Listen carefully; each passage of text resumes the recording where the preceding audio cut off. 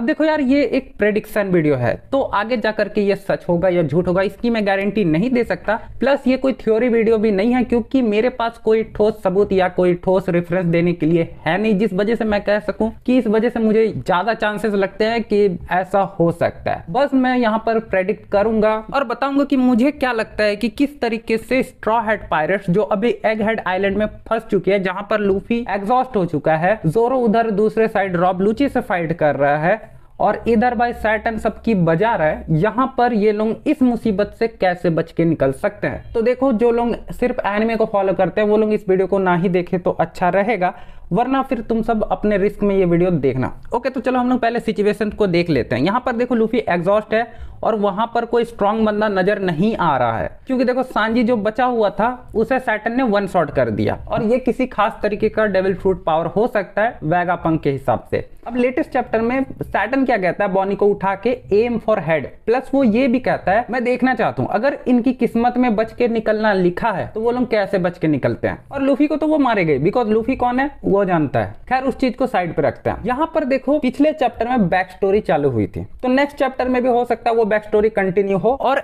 And में किसी खास कैरेक्टर की एंट्री हो सकती है, और वो खास कैरेक्टर मेरे हिसाब से बॉनी का फादर कुमा हो सकता है। बिकॉज देखो, अगर तुम्हें याद होगा, कुमा रेड लाइन से टेलीपोर्ट हुआ था अकाइनो से मार खाने के बाद, और वहां से वो टेलीपोर्ट होकर के कहां गया इसका हमें कोई अंदाजा नहीं है। हो सकता है वो एग हेड आइलैंड ही आ रहा होगा। एंड देखो, अगर वो यहाँ पर एंट्री मारता है भाई, वो अपने लास्ट के स्टेजेस में यार, वो अगर अपनी बेटी को बचाने के लिए खुद को सेक्रीफाइस करता है तो ये बहुत ही ज्यादा इमोशनल मोमेंट होगा हर वन पीस फैन के लिए। प्लस कुमा का पास जिस तरीके से दिखाया जा रहा था बहुत इमोशनल था। साथ ही साथ ओडा सेंसे गॉड वैली को भी तो कवर करना चालू कर दिया। अब देखो गॉड वैली पूरा कवर होता है कि नहीं होता वो तो ओडा सेंसे का मर्जी है, लेकिन हम लोग यहाँ पर बात कर रहे हैं एग हेड आइलैंड से कैसे स्ट्रॉ हैट और बाकी सब बच के निकल सकते हैं। तो देखो कुमा का एंट्री होना एक बहुत तगड़ा इंपैक्ट पड़ेगा, बिकॉज कुमा कोई वीक बंदा है नहीं। हालांकि वो किसी गोरे से जितना तो स्ट्रांग नहीं है या फिर किसी योंग को जितना तो स्ट्रांग नहीं है, प्लस उसका दिमाग भी अभी के टाइम पे पहले जैसा नहीं है, लेकिन वो यहाँ पर आके लास्ट के मोमेंट पे वो अपना डेविल फ्रूट पावर या कुछ भी दिखा के वो बॉनी को बचा सकता है। प्लस पिछले चैप्टर में एक और बात पता चला था, जितने भी शिप्स वगैरह आए थे उन्होंने एग हेड आइलैंड को घेर लिया था।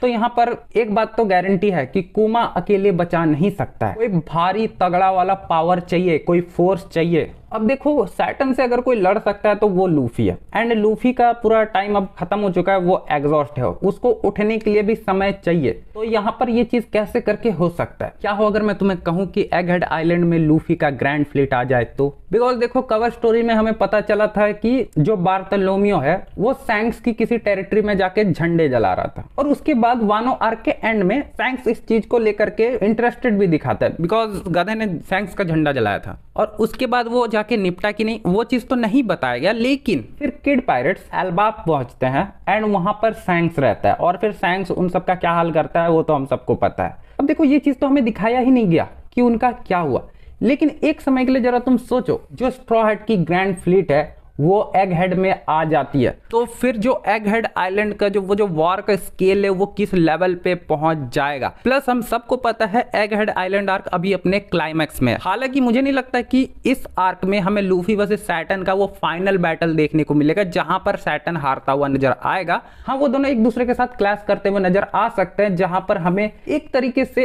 एक अंदाजा सा मिल सकता है कि लूफी उसके और सैटर्न के बीच में पावर लेवल में कितना डिफरेंस है। क्या वो दोनों सेम लेवल के हैं या फिर अभी लूफी को और ज्यादा पावरफुल होना बाकी है? बिकॉज देखो अभी अभी सैटर्न का पावर दिखाया है ओडा, और इतना पावरफुल कैरेक्टर जिस तरीके से देख के लग रहा है उसको एक बार दिखा करके डायरेक्ट हरवा तो देंगे नहीं। तो यहाँ पर हाईली चांसेस है कि वो ऑल आउट बैटल ना हो, यहाँ पर वो दोनों थोड़ा बहुत शायद क्लैश करते हुए नजर आ सकते हैं, या फिर लूफी पूरी तरह से एग्जॉस्ट ही हो और वो बाद में किसी तरीके से उठे पूरा मामला खत्म होने के बाद। बट अगर तुम सोचो यहाँ पर भाई स्ट्रॉ हैट ग्रैंड फ्लीट आ जाता है तो यहाँ पर एक खतरनाक वाला समुंदर में वॉर देखने को मिल सकता है, बिकॉज शिप्स की बैटल होगी और कुमा किसी तरीके से उन सबको टेलीपोर्ट भी कर सकता है, और यहाँ पर हमें कुमा का सैक्रिफाइस देख सकता है। तो देखो मेरा ओवरऑल प्रेडिक्शन यही है कि दो तरीके से स्ट्रॉ हैट फिलहाल बच सकती है, एंड वो दोनों को आना चाहिए। Straw hat grand fleet and कुमा को आना चाहिए। और देखो अगर कुमा मर जाएगा तो वो बहुत इमोशनल मोमेंट होगा, प्लस हमें बॉनी का भी कैरेक्टर डेवलपमेंट कई ज्यादा मात्रा में देखने को मिल सकता है। वैसे तुम सबको क्या लगता है मुझे कमेंट बॉक्स में बताना मत भूलना, और अगर तुम्हारा कुछ और राय है तो वो भी मुझे कमेंट बॉक्स में बताओ, और अगर कुछ पूछना है तो वो भी पूछ सकते हो। साथ ही साथ अगर तुमको ये वीडियो पसंद आया तो वीडियो को लाइक मारना मत भूलना, साथ ही साथ मुझे इंस्टाग्राम पे भी फॉलो करना मत भूलना।